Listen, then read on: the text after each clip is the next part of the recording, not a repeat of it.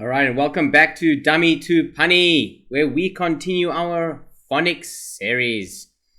And today we're going to look at another consonant sound for letter D. Okay, this is letter D, and D makes the sound D. D makes the sound D. So let's look at some examples here. We have two words for you. So the first one is duck.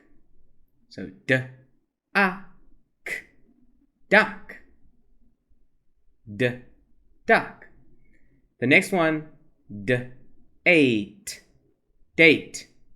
D-8, date. Right? D-duck.